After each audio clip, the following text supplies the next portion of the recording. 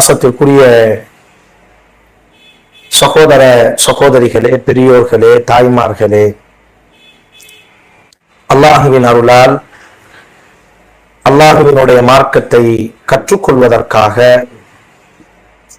நம்மை நாம் சீர்படுத்திக் கொள்வதற்காக நாம் எல்லாம் இந்த இடத்தில் ஒன்று கூடி இருக்கிறோம். என் பாசமான உறவுகளே, அல்லாஹ் ரப்புல் ஆலமீன் இறை நம்பிக்கையாளர்களினுடைய ஒரு பண்பாக அல்லாஹ் பதிவு செய்யும் பொழுது, நபியே நீங்கள் உபதேசம் செய்யுங்கள்.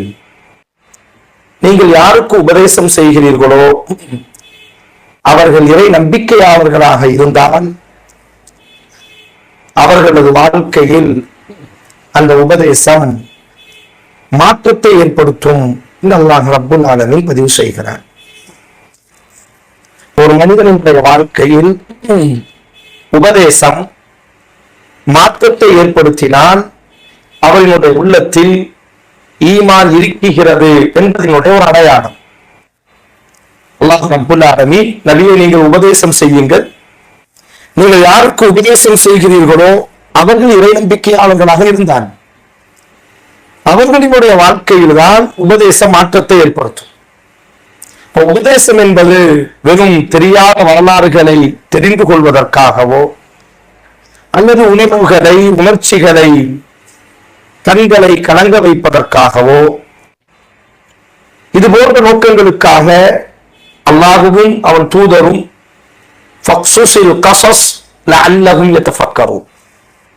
இந்த வரலாறுகள் ஓதி காட்டப்படுவதெல்லாம் நீங்கள் நல்லுபதேசம் அடைய வேண்டும் என்பதற்காக, சிந்திக்க வேண்டும் என்பதற்காக என்று அல்லாஹ் ரப்புல் ஆலமீன் சில வரலாறுகளை அல்லாஹ் முடிக்கும் பொழுது அல்லாஹ் கூறக்கூடிய வார்த்தை. அறியாததை அறிந்து கொள்வதற்காகவோ அல்லது ரசிப்பதற்காக அல்ல உபதேசங்கள். ஏதேனும் ஒரு சிறிய மாற்றம், அப்துல்லாஹ் இப்னு மஸ்ஊத் ரலியல்லாஹு அன்ஹு அவர்கள் கூறுவார்கள், நபி ஸல்லல்லாஹு அலைஹி வஸல்லம் அவர்களினுடைய கல்வி சபைகளுக்கு நாங்கள் செல்வோம்.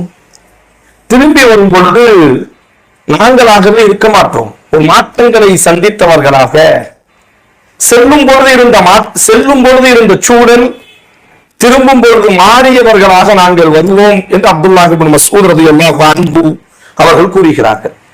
அந்த அடிப்படையில் என் அன்பு சகோதரர்களே, பேசப்படக்கூடிய யாரும் ஒரு சிறிய மாற்றத்தை ஏனும் நம்முடைய வாழ்க்கையில் ஏற்படுத்த வேண்டும்.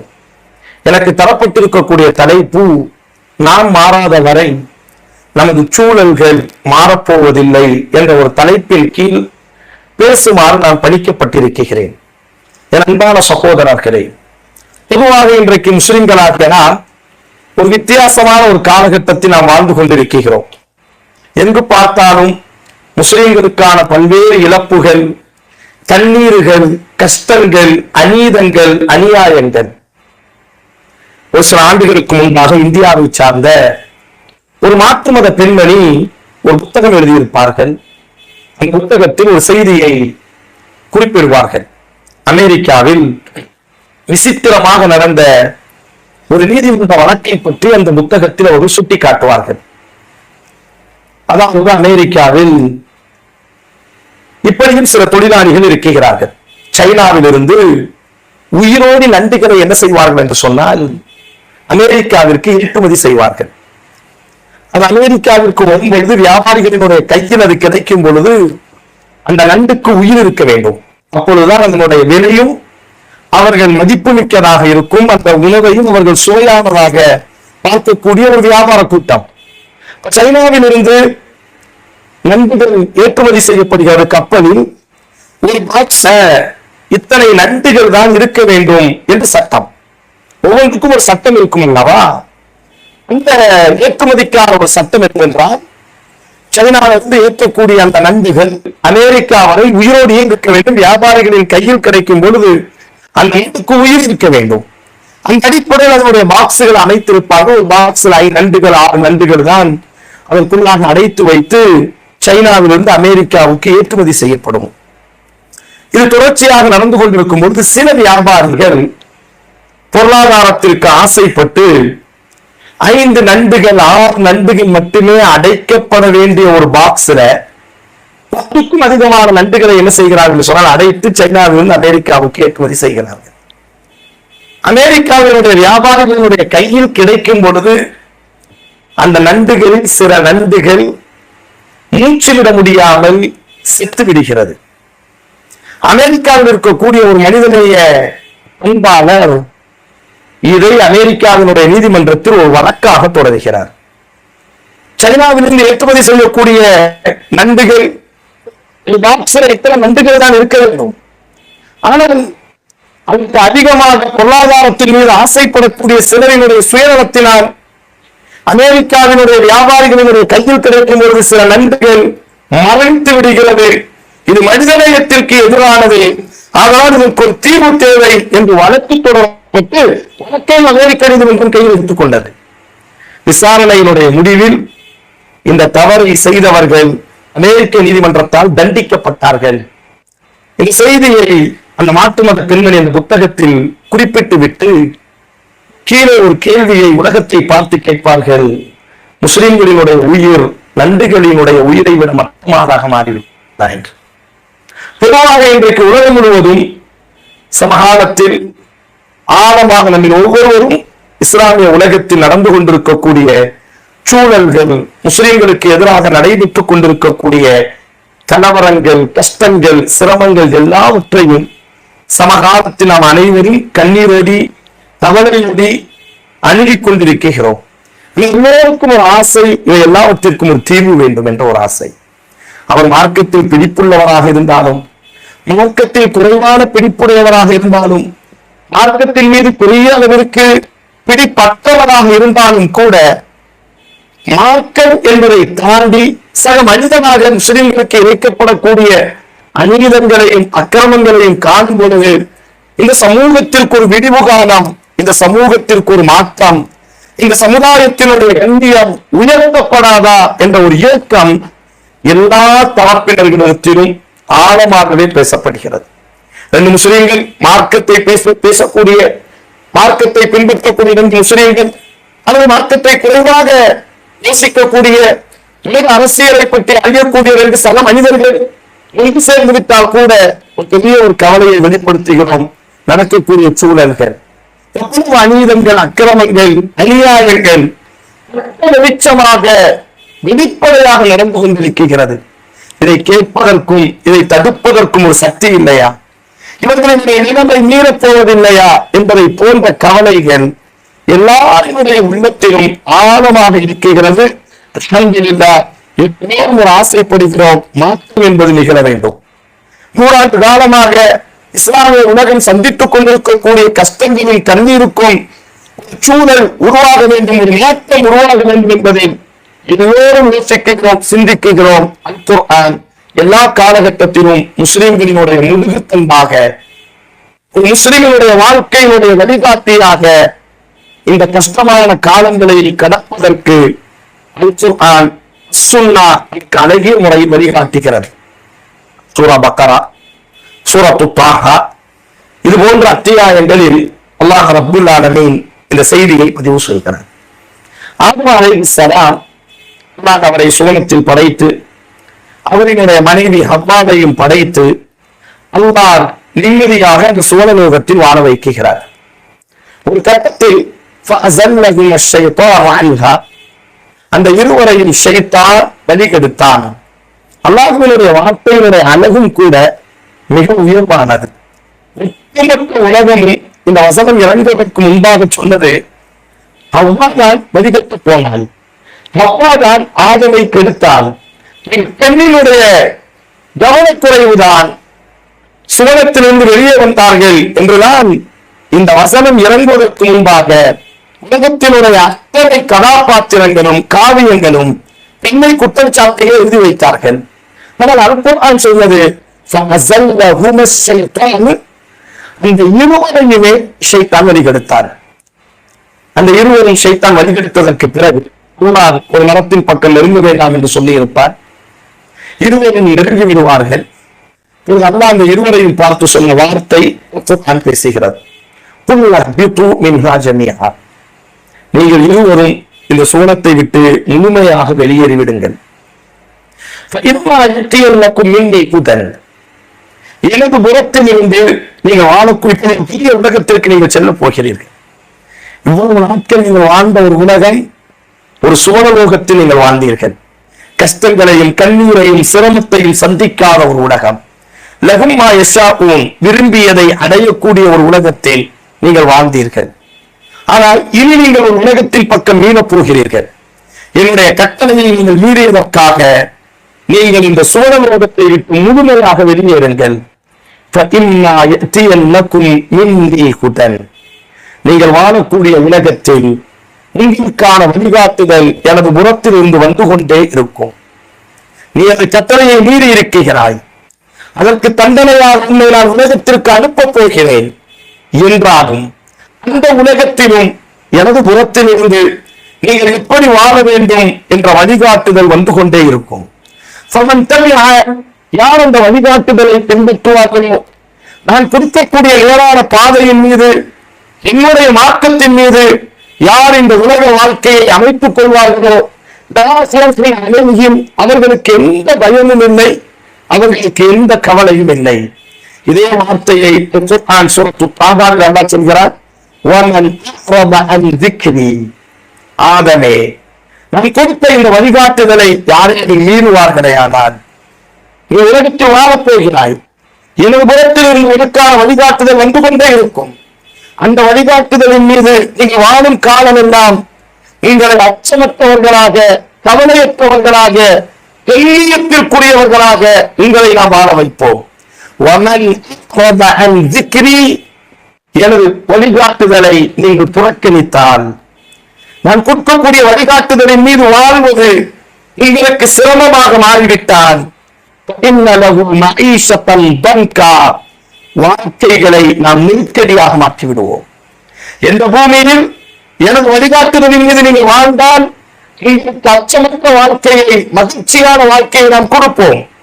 எனது வழிகாட்டுதலை பூமி கொண்டு நீங்கள் புறக்கணித்தால், நான் கொடுத்த மார்க்கத்தின் மீது வாழுவது உங்களுக்கு சிரமமாக மாறிவிட்டால், நீங்கள் வாழக்கூடிய உலகத்தையே உங்களுக்கு நாம் நெருக்கடிக்குள்ளான உலகமாக, கஷ்டத்திற்குள்ளான உலகமாக நாம் உருவாக்கி விடுவோம். இந்த அம்சத்தாலில் பதிவு செய்கிறார்.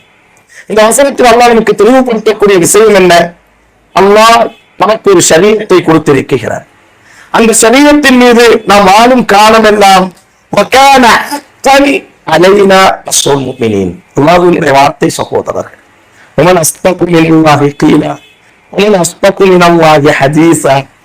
தகப்பனின் குழந்தைக்கு பேசுவதை போன்று அல்லாஹ் கேட்கிறார். அல்லாஹ் போய் சொல்வானா? அல்லாஹுவை விட வாய்மையாளன் யார் இருக்க முடியும்? அல்லாஹுவை விட பேச்சில் உண்மையாளன் யார் இருக்க முடியும்?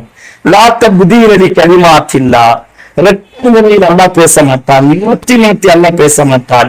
அந்த அல்லாஹ் ரப்பில் சொல்கிறான், இவை நம்பிக்கையாளர்களாக இருந்தால் அவர்களுக்கு உதவி செய்வதை என் மீது நான் கடமையாக ஆக்கி இருக்கிறேன். பதிவு செய்கிறார்.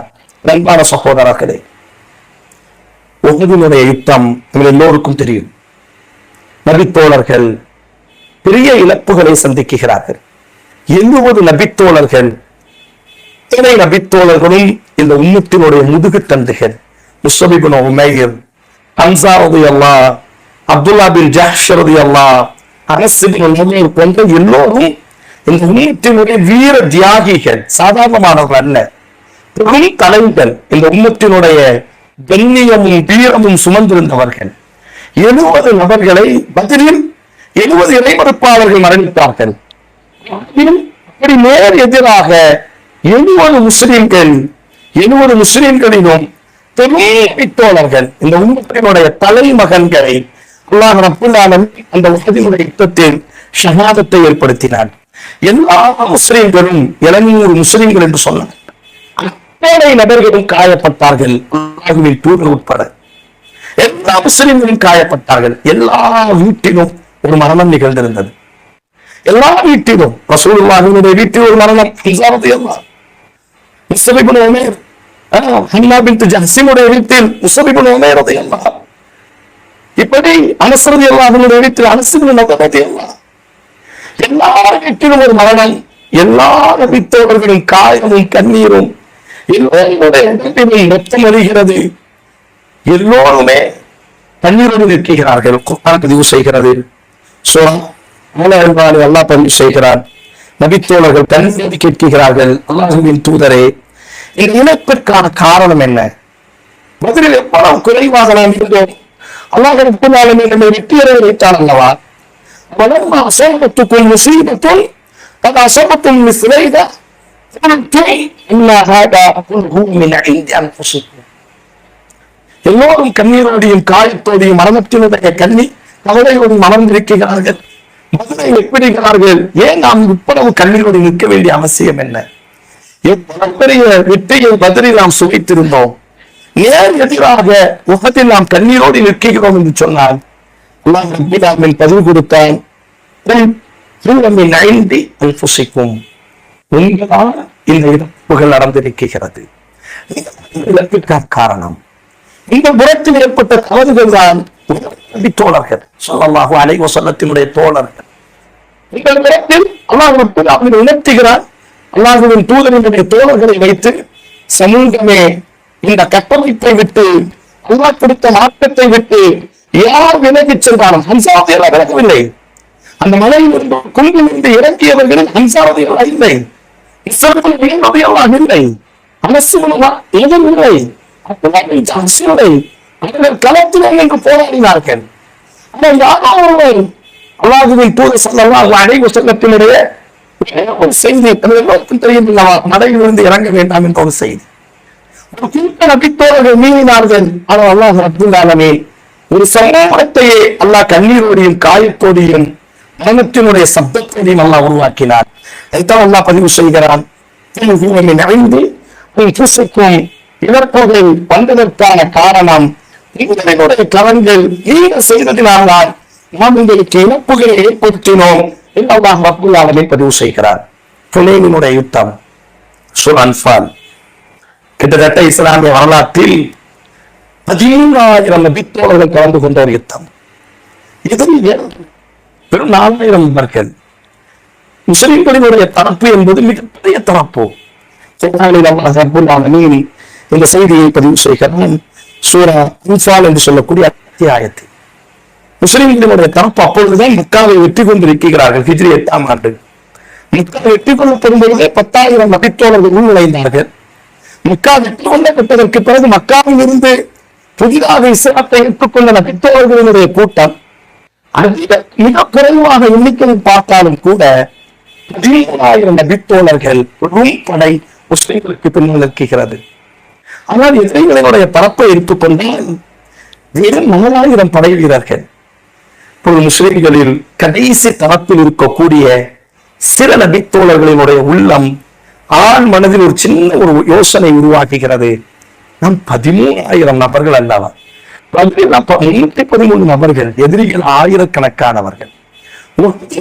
நாம் 600 நபர்கள், எதிரிகள் ஆயிரக்கணக்கானவர்கள். அஹ்ஸாபினுடைய யுத்தத்தில் நாம் 1000 கூட தாண்டினோமா என்று தெரியாது. ஆனால் எதிரிகள் பல 1000 நபர்கள். மக்காவினுடைய வெற்றியில் முழு மக்காவை ஒரு சிறிய கூட்டை கையில் எடுத்துக் கொண்டு வரலவா? இவர்கள் எதிரிகள் வெறும் 4,000 நபர்கள் தானே, இவர்களை நம்மால் வெற்றி கொள்ள முடியாதா என்பதை போன்ற ஒரு சின்ன ஒரு யோசனை அவர்களினுடைய உள்ளத்தை உருவாக்குகிறது.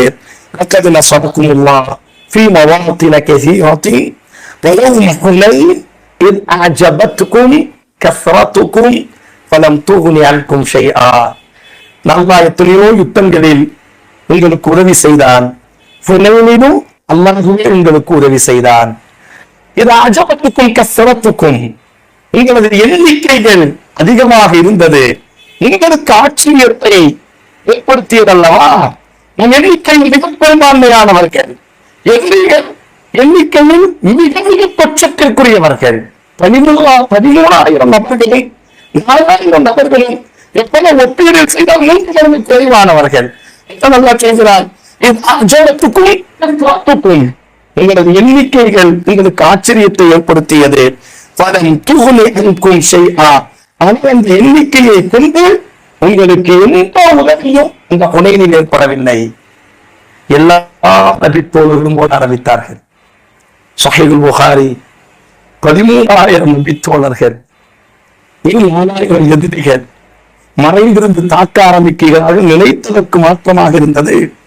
அனல் நபியுல் கதீம் அனபின் அப்துல் முத்தலிப், அல்லாஹ்வின் தூதர் மட்டும் தனித்து நின்று ஹுனைனுடைய மைதானத்தில் சப்தமாக முழங்கிய வார்த்தை, யாரும் இல்லை மைதானத்தில். ஆனால் பொருள்பொருள் சொன்ன வார்த்தை, எதிரிகள் துச்சமானவர்கள், நாம் பெரும்பான்மையானவர்கள், எதிரிகளை வீழ்த்த முடியும் என்று தங்களினுடைய படைகளை, தங்களது திறமைகளை விளைவை அல்லாஹ் பதிவு செய்கிறான். எந்த உதவியும் நீங்கள் படையும் பட்டாளமும் உங்களுக்கு செய்யவில்லை. ஏதேனும் ஓடிவிட்டீர்கள். وأنزل الله سكينته على رسوله. பிறகு அல்லாஹ் ரப்பல் ஆலமீன் தன்னுடைய எழுத்துதலுக்கு அல்லாஹ் அமைதியை இறக்கி, நீங்கள் காணாத புறத்தில் எப்படி பத்ரிலே அல்லாஹ் வானவர்களை இறக்கி உதவி செய்தானோ அதே போன்று இந்த ஹுனைனிலும் அல்லாஹ் வானவர்களை கொண்டுத்தான் உதவி செய்திருக்கிறானே தவிர உங்களது படைகளோ உங்களது பட்டங்களோ உங்களது கூட்டங்களோ உங்களுக்கு உதவவில்லை என்பதாக இந்த வரலாற்றை அல்லாஹ் நிறைவு செய்கிறார். இந்த வரலாற்றை நமக்கு தரக்கூடிய பாடம் என்ன? உதவக்கூடியவன் அல்லாஹ் மட்டும்தான்.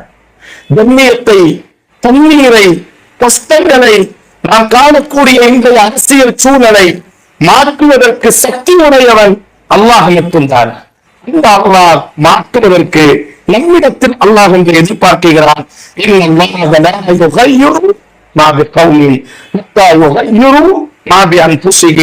எந்த சமூகத்தினுடைய நிலைமையையும் நாம் சீர்திருத்த மாட்டோம், அந்த சமுதாயம் தன்னை சீர்திருத்தம் செய்து கொள்ளாத வரை.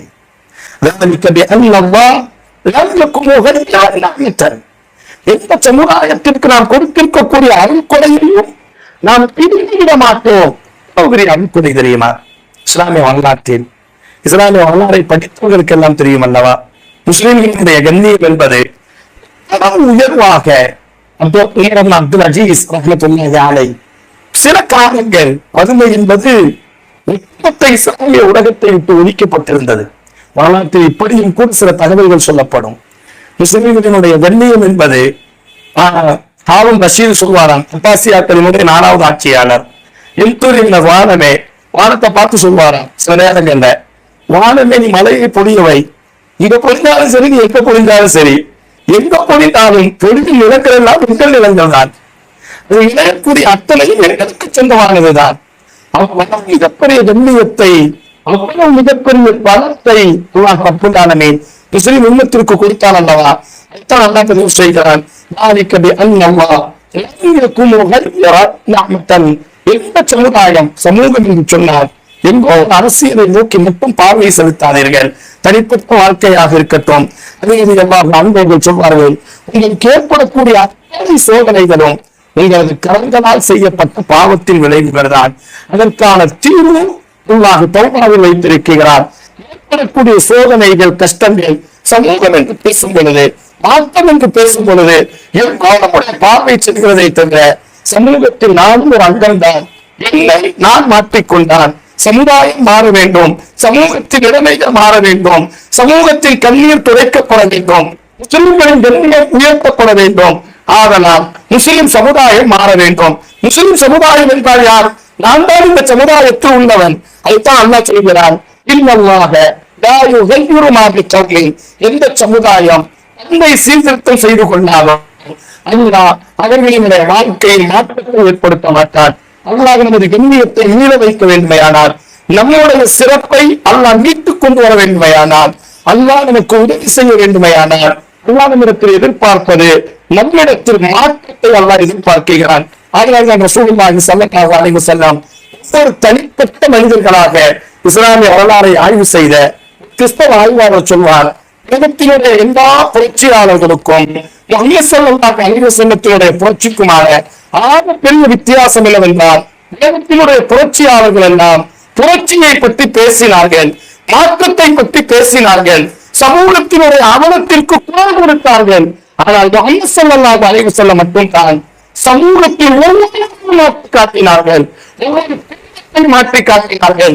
குழந்தையிலிருந்து முதியோர் வரை அவர்களுடைய வாழ்க்கையிலும் அம்மா ஸல்லல்லாஹு அலைஹி வஸல்லம் அதனால்தான் இந்த மற்ற எல்லா புரட்சியாளர்களும் அம்மா ஸல்லல்லாஹு அலைஹி வஸல்லம் எல்லா புரட்சியாளர்களுக்கும் ஒரு வித்தியாசமாக எல்லா புரட்சியாளர்களை காட்டிலும் அம்மா ஸல்லல்லாஹு அலைஹி வஸல்லம் முதல் தரத்தில் எடுத்து உலகம் பார்ப்பதற்கு காரணம் என்பதாக அந்த கிறிஸ்தவ ஆய்வாளர் ஆய்வு செய்து சொல்வார். உங்களுக்கு தெரியும், மெல்போர்ன் ஒரு கிரிக்கெட் பார்த்து வருவாங்க, அறிஞ்சு வச்சிருப்பீங்க. ஆஸ்திரேலியால ஒரு மைதானத்துக்கு பேரு மெல்போர்ன். அது மகாராணியினுடைய பேரு, மகாராணியினுடைய பேரு தான் மெல்போர்ன். அவங்க என்ன செய்யறாங்கன்னா, அவங்களுக்கு ஒரு ஆளுநர், ஒரு பெரிய அறிவுஜீவி அவங்கள்ட்ட கேட்கிறாங்க, ராணி கேட்கிறாங்க, பெரிய வரலாற்றை எல்லாம் கரைச்சு கொடுத்துருக்கீங்கல்ல, ரொம்ப உங்களை ஆச்சரியப்படுத்தி ஒரு வரலாறு ஏதாச்சும் இருக்கா அப்படின்னு கேட்கிறாங்க. மெல்போர்ன் அப்படின்னு சொல்லக்கூடியவங்க. அப்ப நான் சொல்கிறார், நான் ரொம்ப வரலாறு உலகத்தை படிச்சிருக்கிறேன், எனக்கு ரொம்ப ஆச்சரியத்தை மிகப்பெரிய அளவுக்கு என்னை மூக்கின் மீது விரல் வைக்கக்கூடிய அளவிற்கு நான் ஆச்சரியப்பட்ட ஒரு வரலாறு. உலக மாந்தர்களால் 5ஆம் நூற்றாண்டில் இவர்களெல்லாம் மனிதர்களே அல்ல என்று ஒதுக்கி வைக்கப்பட்ட ஒரு சமூகம். பாலைவனத்தில் தான் பக்கத்தில் இருந்தது, பாரசீகம் பக்கத்தில் தான் இருந்தது. ஆனால் இவர்களின் பக்கம் அவர்கள் தலை வைத்து கூட படுக்கவில்லை. 2 காரணம். இவர்களை எல்லாம் நாம் ஆட்சி செய்து விட்டால் நமக்கே கேவலம் என்பதற்காக கூட என்ன செய்யவில்லையா, அவ்வளவு மனித உருவத்தில் பல்வேறு குறைகளை, பல்வேறு கெட்ட குணாதிசயங்களை சுமந்திருந்த ஒரு சமூகம். மழை பொழியாவிட்டால் மாட்டின் உலகத்தினுடைய வாவில் தீயை பற்றி கொண்டு இப்னு கஸீர் சொல்வார்கள் ஐயாம் ஜாகிலியாவில். குர்ஆன்ல சூரா நிசாவில் அல்லாஹ் சொல்வான், நாம் தகப்பன் மனம் முடித்தவர்கள் நமக்கெல்லாம் தாய் அல்லவா, என்னை பெற்றவங்களும் எனக்கு தாய், என் மாப்பா 2வது மனம் முடிச்சிருக்கிறாங்கன்னா அவங்களும் எனக்கு தாய் தானே. ஆனா இந்த அரேபியர்களினுடைய ஜாகிலியத்தினுடைய குணாதிசயங்களை குர்ஆன் சொல்லும். தகப்பன் மரணித்ததற்கு பிறகு தகப்பனின் சொத்தை பங்கு வைப்பதை போன்று தகப்பன் மனமுடித்த பெண்களையும் கூட பங்கு வைத்த கூட்டங்கள் இருந்தார்கள் என்று குர்ஆன் சூரா நிசா அது தவறு என்பதாக பேசும். அவ்வளவு அசிங்கங்களையும் ஆபாசங்களையும் சுமந்திருந்த ஒரு சமுதாயம். அந்த மெல்போர்ன் சொல்வார், அதாவது இவ்வளவு அசிங்கமான நாகரிகம் என்றால் என்னவென்றே தெரியாத ஒரு சமூகத்தில் 5ஆம் நூற்றாண்டில் பாலைவனத்தினுடைய புழுதிகளுக்கு மத்தியில் ஒரு கதிரவனை போன்று ஒருவர் உதயமானார். அதற்கு பிறகு இந்த சமூகத்தினுடைய வரலாறு என்பது ஒவ்வொரு பாரசீகம் எல்லாம் அவர்களினுடைய காலிலே விழுந்து விட்டது.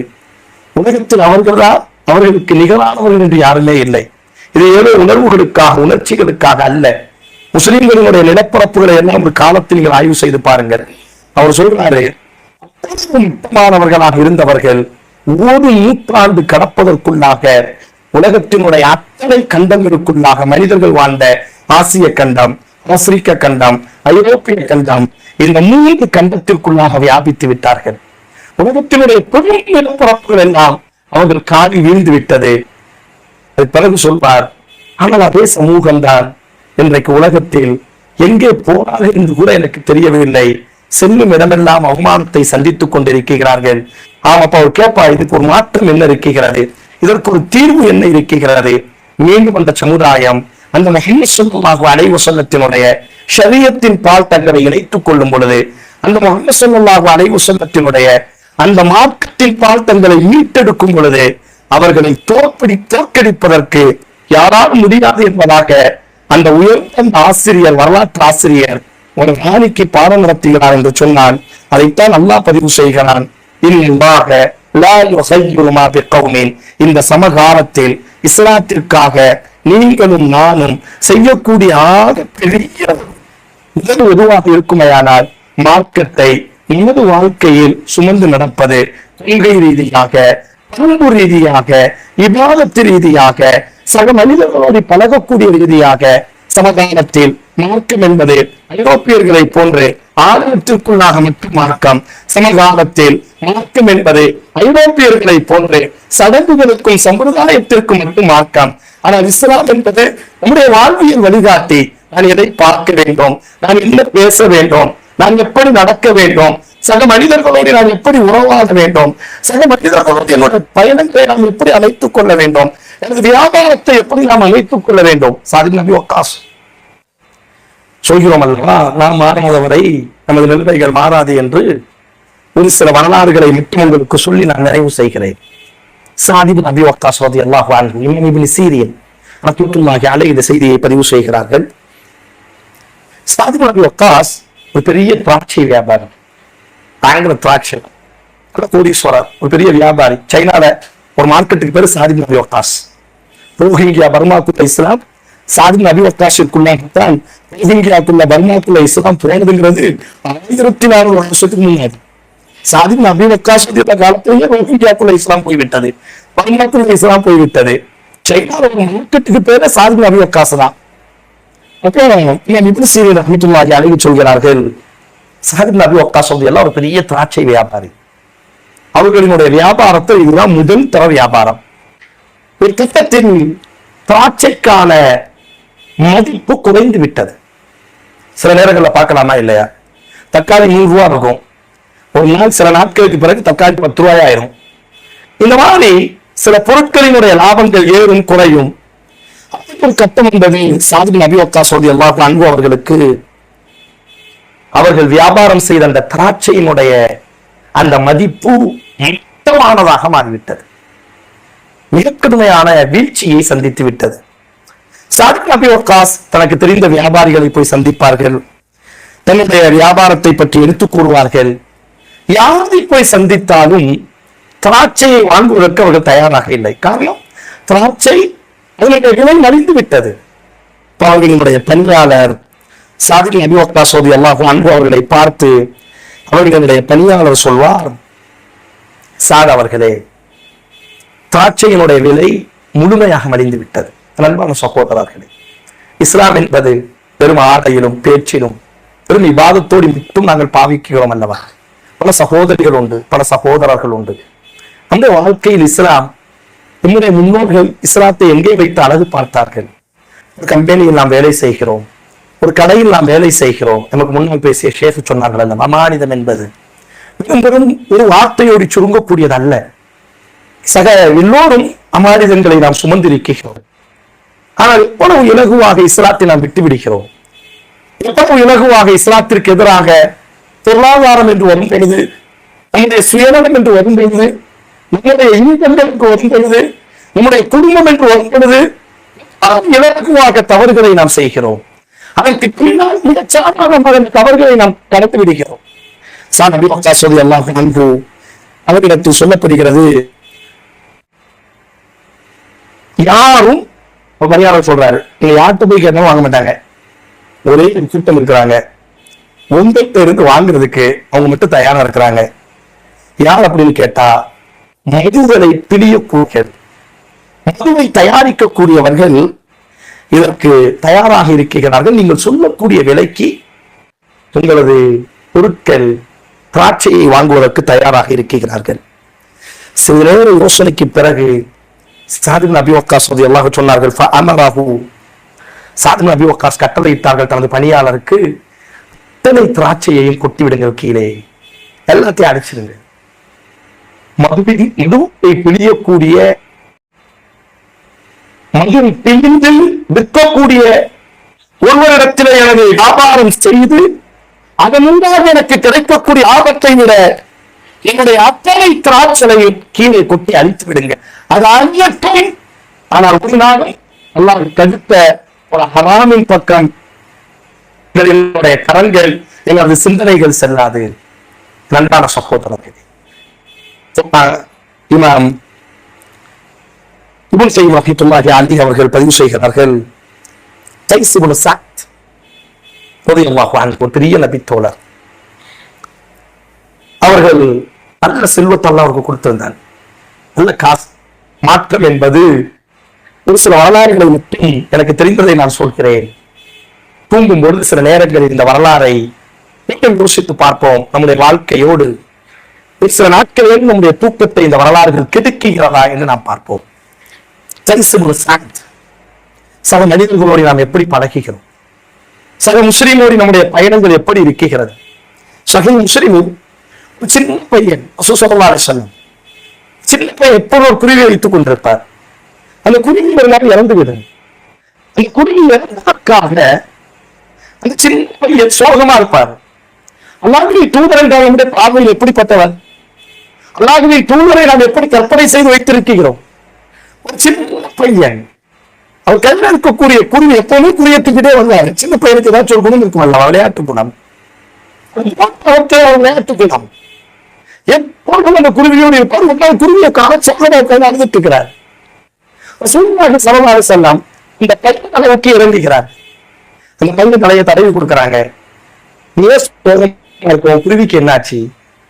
அவன் அழுதுகிட்டே சொன்ன, குருவி இறந்து போயிட்டு. அந்த சிறுவனுடைய சோகத்திலும் கூட அல்லாஹ்வின் தூதர் கடந்து செல்லாமல், அந்த சிறுவனுக்கு ஒரு கஷ்டம். என்ன பண்ணி நம்மை பொறுத்தவரை ஒரு சிறுவன், அவனை பற்றி நம்முடைய பார்வை எப்படி இருக்கும்? ஆனால் அல்லாஹ்வின் தூதர் ஸல்லல்லாஹு அலைஹி வஸல்லம் முகத்தை பார்த்து அவன் விளையாடுவது எல்லாம் பாதிக்கும். அமர்ந்திருப்பார் சஹீஹ் முஸ்லிம். அந்த முகத்தை பார்த்து கேட்பார்கள், அபூ ஹுரைரா பசிக்குகிறதா? ஒரு உன்னதமான ஒரு சமூகத்தை அல்லாஹ்வின் தூதர் கட்டமைத்தார். பழகுகிறோம், பேசுகிறோம், ஆனால் சமூகத்தை பற்றி, சக மனிதனை பற்றி, மாற்றம் என்பது எங்கோ பேசிக் கொண்டிருக்கிறோம். உலகத்தினுடைய ஒற்றுமையை பற்றி, உலக அரசியல் ஒன்று வருவதை பற்றி பேசுகிறோம். சக மனிதன் தேவவாசி, அவர்களுடைய முகத்தை பார்ப்பதற்கு என்ன கஷ்டம், அவருக்கு என்ன சிரமம், ஒரு யோசனை இல்லாதவர்களாக இருக்கிறோம் அல்லவா? பாருங்க, கைஸ் இப்னு சஅத் ரலியல்லாஹு அன்ஹு மாற்றம் சக மனிதனுடைய வாழ்க்கை எப்படி மாற வேண்டும் பாருங்கள். அவர்கள் பெரிய பணக்காரத்தவரை எல்லாரும் போய் கடன் கேட்பாங்க. மதீனால எல்லாரும் கைஸ் இப்னு சஅத் தான் போய் கடன் கேட்கிறது. கைஸ் இப்னு சஅத் எல்லாரும் முடிஞ்ச அளவுக்கு கேட்கறவங்க கொடுத்துருவாங்க. ஒரு நாள் கைஸ் இப்னு சஅத் ரலியல்லாஹு அன்ஹு நோய்வாய்ப்படுகிறார்.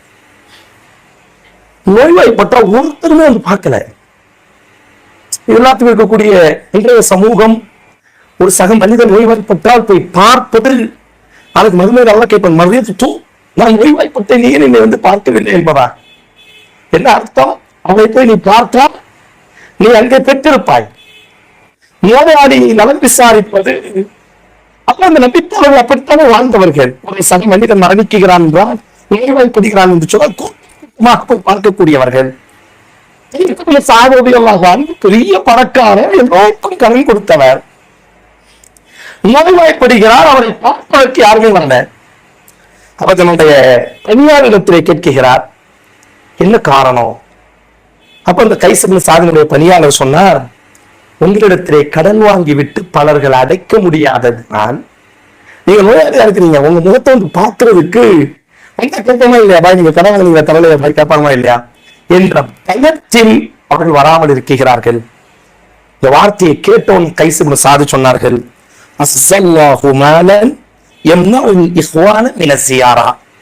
என்னை சந்திப்பதற்கு தடையாக எந்த காசு இருந்துச்சோ அந்த காசுக்கு நாசம் உண்டாகட்டும். உடனே ரோட்ல அறிவிப்பு செய்யுங்கள், கைஸ் இப்னு சஅத்க்கு யாரெல்லாம் கடன் தரணுமோ எல்லாத்தையும் ஹலாலாக்கிட்டார், யாரும் திருப்பி தர வேணாம்னு சொல்லி அறிவிப்பு செய்யுங்கள் என்று பணியாளருக்கு சொல்லுகிறார். அறிவிப்பு செய்ததுதான் தாமதம். இவனுக்கு சிறுகதை பதிவு செய்கிறார்கள். அந்த வீட்டினுடைய கதவுகளெல்லாம் கலந்து விடக்கூடிய அளவிற்கு மதீனாவுக்கு வீட்டுக்குள்ளாக வந்து விட்டது. சக மனிதர்களினுடைய சஹீஹ் முஸ்லிம். நாளைக்கு மறுமையில மாற்றம், சமூகத்தில் மாற்றம் வேண்டும், இஸ்லாமிய அரசியலில் மாற்றம் வேண்டும். இஸ்லாமிய நாடுகள் பிளவுபட்டிருக்கிறது, முஸ்லிம் நாடுகள் உணவு இருக்கிறது, எதையோ பேசிக் கொண்டிருக்கிறோம். ஆனால் நீராக மாற வேண்டியது நாம் அல்லவா? நாம் தான் சமூகம், நாம் தான் நாடுகள், நாம் தான் குடும்பம், நாம் தான் அரசியல். நம்ம ஒவ்வொரு மாற்றமும் சமூகத்தினுடைய மாற்றம். சஹீஹ் முஸ்லிம் வரும் பாருங்க, ஒரு மனிதர் அவர் உயிரை பெறுவதற்காக வானவர்கள் வந்துட்டாங்க. இப்ப வானவர்கள் கேட்கிறாரா, ரசூல் ஸல்லல்லாஹு அலைஹி வஸல்லம் சொல்றாங்க, நீ என்னப்பா செஞ்சு வச்சிருக்கிற? அல்லாஹ்ட்ட நீ வர போற, இல்லையோடு உன்னுடைய கதை முடிய போகிறது. நீ செய்த அத்தனை அட்டுடையத்திற்கும் ஒரு முடிவு வந்து விட்டது. அல்லாஹ்வை சந்திப்பதற்கு உன் தரப்பில் ஏதாவது உண்மை இருக்கிறதா? அப்ப அந்த மனிதர் சொல்வாராம், நான் பணக்காரன், சில ஏழைகளுக்கு கடன் கொடுத்தேன். ஏழைகள் குறிப்பிட்ட தவணையில் கடனை வசூல் வாக்கு தந்து விட்டு கடனை வாங்கி செல்வார்கள். அப்படி செல்லும் பொழுது ஒரு குறிப்பிட்ட தவணை இன்னைக்கு நான் தாரன்னு வாங்கிட்டு போயிடுவாங்க, அடுத்த மாசம் தாரன்னு வாங்கிட்டு போயிடுவாங்க. அப்படி அவங்க வாங்கிட்டு போன பிறகு அவங்க கடன் வசூல் செய்வதற்காக எனது பணியாளனை நான் அனுப்பி வைப்பேன். சஹீஹ் முஸ்லிமில் வரக்கூடிய அறிவிப்பு. அப்படி எனது பணியாளன் எனது வீட்டை விட்டு வெளியே செல்லும் பொழுது என் பணியாளனை நிப்பாட்டி ஒரு வார்த்தை சொல்வேன். அவர்கள் பலகீனமானவர்கள், ஃபுக்கரா அவர்கள் ஏழைகள், கண்ணியமாக நடந்து கொள், அவர்களை காயப்படுத்தி விடாதே, அவர்களால் குறிப்பிட்ட தவணையில் அடைக்க முடியாவிட்டால் அந்த தவணையை நீக்கிக் கொடு என்பதாக ஒரே ஒரு வார்த்தையை நான் சொல்லி அனுப்பினேன். அல்லாஹ் அரிசியிலிருந்து வானவர்களுக்கு பேசினானாம். அந்த மனிதனுடைய அத்தனை பாவத்தை நான் மன்னித்து விட்டேன், அவனை சோனத்திற்குரியவனாக தேர்த்துக் கொள்ளுங்கள். சக மனிதர்களோடு நாம் எப்படி மாற்றத்தை சந்திக்கிறோம்? நம்முடைய குணாதிசயங்கள், நம்முடைய பண்புகள், எதிரிகளோடையும் கூட, துரோகம் இணைத்தவர்களோடையும் கூட ஒரு சமூகம் எவ்வளவு உன்னதமாக பழகி இருக்கிறது. சமூக மாற்றங்கள் நிகழ வேண்டும் என்று பேசிக்கிறோமே தவிர உண்மை நாம் மாற்றுவதற்கு, நமது குணாதிசயங்களை மாற்றுவதற்கு நாம் தயாராக இல்லை. இமாம் இப்னு ஜௌஸி ரஹ்மத்துல்லாஹி அலைஹி ஒரு அழகான ஒரு வரலாற்றை பதிவு செய்வார்கள். படிப்பதற்கு மிக ஆச்சரியமாகவும் இஸ்லாமிய வரலாற்றில் பொன் எழுத்துக்களால் பதியப்பட வேண்டிய உன்னதமான மகத்துவமிக்க வரலாற்று நிகழ்வுகள் எப்படியெல்லாம் முஹம்மது ஸல்லல்லாஹு அலைஹி வஸல்லத்தினுடைய உம்மத் குணாதிசயத்தால், உள்ளத்தால், பண்புகளால் உயர்ந்திருக்கிறது. இன்றைக்கு நாம் எப்படி இருக்கிறோம்? அன்பு சகோதரர்களே, அப்துல்லாஹ் இப்னு அப்பாஸ் ரலியல்லாஹு அன்ஹு அவர்கள் சொல்வார்கள், உங்களுக்கு ஏற்படக்கூடிய அத்தனை கஷ்டங்களின் சிரமங்களையும், உங்களது பாவங்களை, உங்களது குணங்களை எண்ணிக்கொள்ளுங்கள். சமூகத்தில் ஏற்படக்கூடிய அத்தனை பிரச்சனைகளுக்கும் உங்களது பாவங்களை, உங்களது குணாதிசயங்களை எண்ணிக்கொள்ளுங்கள் என்று சொல்வார்கள். இமாம் இப்னு ஜௌஸி ரஹ்மத்துல்லாஹி அலைஹி அவர்கள் சொல்கிறார்கள், பக்தாதுல ஒரு பெண்மணி, ஒரு பெரிய ஜவுளி கடைக்காரர், கணவன் மனைவியா வாழ்ந்துட்டு இருக்கிறாங்க. நல்ல வாழ்க்கை, அவங்களுக்கு ஒரே ஒரு ஆண்மகன், ரொம்ப சந்தோஷம். வாழ்ந்துட்டு இருக்கும்போது அந்த அம்மாவுக்கு ஒரு சின்ன சந்தேகம் கணவனின் மீது. எதுவுமே இல்லை, ஆனா ஏதோ அவர்களுடைய நடத்தையில் ஒரு சின்ன மாற்றத்தை சந்தித்து ஒரு சின்ன ஒரு சந்தேகம் அந்த அம்மாவுக்கு வருது. நம்ம கணவனுக்கு வேற பெண்ணோடி தொடர்பு இருக்குமோ அப்படின்னு ஒரு சின்ன சந்தேகம். அந்த அம்மா வாய்விட்டு கேட்கல, தன்னுடைய பணிப்பெண்ணை கூப்பிட்டு, என் கணவனை நீ கண்காணிக்க வேண்டும், அவர் எங்க போறாரு, என்ன செய்யறாரு, கண்காணிங்க. கண்காணிப்பதற்கு பிறகு நீங்க என்னிடத்துல வந்து என்ன செய்யணும், அவரை பற்றியதான தகவலை நீங்கள் சொல்ல வேண்டும் என்பதாக அந்த பெண்மணி தனது பணிப்பெண்ணிடத்தில் சொல்லிவிடுகிறார். அந்த பணிப்பெண் தன்னுடைய எஜமானியினுடைய அந்த கட்டளையை செவியேற்று தன்னுடைய எஜமானியினுடைய கணவனை கண்காணிக்கிறார். தினம் ஜவுளி கடைக்கு போறாரு, நுகர்த்தொழுறாரு. நுகர்த்தொழுவதற்கு பிறகு அந்த ஜவுளி கடைக்கு பக்கத்துல ஒரு வீடு இருக்கு, அந்த வீட்டுக்குள்ள போயிட்டு வராரு. நுகருக்கு பிறகு ஒண்ணு போற அசத்துதான் வெளியே வராரு. அந்த பணிப்பெண் எதுவுமே தெரியாம பக்கத்துல விசாரிச்சா, பக்கத்து வீட்டுக்காரங்க எல்லாம் சொல்றாங்கன்னா, அந்த நபருக்கும் இந்த ஜவுளி கடைக்காரருக்கும் அந்த பக்கத்து வீட்டு அந்த அவருக்கு போகக்கூடிய அந்த வீட்டு பெண்ணுக்கும் சில மாதங்களுக்கு முன்னாக திருமணம் முடிந்து விட்டது. அவரினுடைய மனைவி வீட்டுக்குத்தான் அவர் போயிட்டு வந்துட்டு இருக்கிறாரு அப்படின்னு சொல்லிட்டாங்க. நேரம் தன்னுடைய எஜமானிட்ட வந்து சொல்றான், உங்க கணவன் நான் சில நாட்கள் கண்காணித்தேன், ஒரு உண்மை தெரிந்து விட்டது, உங்க கணவன் இனி ஒரு பெண்ணை மனம் முடித்து விட்டார். அந்த தெருவுல இந்த வீட்டுல அந்த ஒரு தெருவை சுட்டி காட்டி, இந்த தெருவில் இருக்கக்கூடிய இந்த குடும்பத்தை சார்ந்த பெண்ணை தான் அவர் என்ன செஞ்சிருக்காரு, மனம் முடிச்சிருக்கிறாரு. தின முகர்ல இருந்து அசல் அந்த வீட்டுல எல்லாம் இருக்கிறாரு அப்படின்னு உடனே சரி, அப்ப அந்த பெண்மணி எஜமானி சொல்ல, ஐயாக்கி உன்னை நான் எச்சரிக்கை செய்கிறேன், இந்த செய்தியை யார்ட்டையுமே நீ சொல்லக்கூடாது, அப்படி விட்டு, உனக்கு எனக்கு தானே தெரியும், விடு, பார்த்து கொள்ளலாம். நான் கணவன்கிட்ட எதையுமே கேட்டுக்கொள்ளவில்லை. காலம் முழுந்தோடுகிறது. அந்த ஜவுளிக்கடைக்காரர் ஒரு சில நாட்களுக்கு பிறகு நோயாளியாக மரணத்தில் வீழுகிறார், மரணித்து விடுகிறார். அவர் மரணிக்கும் பொழுது இப்னு ஜௌஸி சொல்வார்கள், 8000 தங்க காசுகளை விட்டு விட்டு மரணிக்கிறார். மார்க் அடிப்படையில மரணிப்பவருக்கு ஒரு குழந்தை இருக்குமையானால் மனைவிக்கு 8 ஒரு பங்கு தான் போய் சேர வேண்டும். இது அத்தனையும் மகனுக்கு தவிர மகன் தான் இருக்கிறாரு. மனைவிக்கு குழந்தை இருக்கு, இறந்தவருக்கு குழந்தை இருந்துச்சுன்னா மனைவிக்கு 8 ஒரு பங்கு. இங்கு இருக்கக்கூடிய அத்தனையும் யாருக்குத்தான் போய் சேரும் என்று சொன்னால் மகனாருக்கு போய் சேரும். அப்ப இந்த 8000 தங்க காசுல 7000 தங்க காசுகள் மகனுக்கு போயாச்சு. மீதி 1000 தங்க காசுகள் 8 ஒரு பகுதி அந்த பெண்ணுக்கு கிடைக்கிறது. கிடைச்ச உடனே யாருக்கும் தெரியாது, கணவனுக்கு கணவன் தானே. இப்ப இந்த அம்மா என்ன செய்யறான்னா, தன்னுடைய பணிப்பெண்ணை கூப்பிடுறா, அந்த 1000 தங்க காசை 2ஆ பிரிக்கிறா. 500 2ஆ பிரிச்சாச்சு. ஒரு கடிதம் எழுதுறான், உன்னுடைய கணவரும் என்னுடைய கணவருமான இன்னார் நேற்றைய தினம் நோய்வாய்ப்பட்டு மரணித்து விட்டார். அவர் மரணிக்கும் பொழுது 8000 சமாளித்தார். 8000 தங்க பொற்காசுகளை விட்டுட்டு போனாரு. அவருக்கு ஒரு ஆம்பளை பையன், ஆண் மகன். அவனுக்கு 7000 தங்க காசுகள் கொடுக்கப்பட்டு விட்டது. மனைவி என்ற ரீதியில குழந்தை இருந்ததினால் 1000 தங்க காசு எனக்கு வந்துச்சு. அவருக்கு நான் மட்டும் அல்ல மனைவி, நீயும் மனைவி என்பதனால் இந்த 1000 தங்க காசை 2 பங்கு வைத்திருக்கிறேன். 500 தங்க காசு ஹக்கூக்கி, இது உன்னுடைய உரிமையாக இருக்கிறது. இதை பெற்றுக்கொண்டு இத்தாவை நிறைவேற்று என்பதாக அந்த பெண்மணிக்கு கடிதத்தோடு சேர்த்து அவர்களுடைய பங்கையும் சேர்த்து அனுப்புகிறார். கொடுத்தாச்சு. அந்த பணிப்பெண் போய் அந்த அம்மாட்ட கொடுக்குறா. அந்த அம்மா இந்த கடிதத்தை பார்த்து அழுதுட்டு அவ ஒரு கடிதத்தை எடுத்துட்டு வரா, எழுதுறா. உங்க கணவரும் எனது கணவரும் உண்மைதான், ஒரு காலத்துல எனக்கு ஒரு கணவர் சில மாதங்களுக்கு முன்பாக என்னை அவர் விவாகரத்தும் செய்து விட்டார். இது யாருக்கும் தெரியாது, ஆனால் அல்லாஹ்வுக்கு தெரியும்.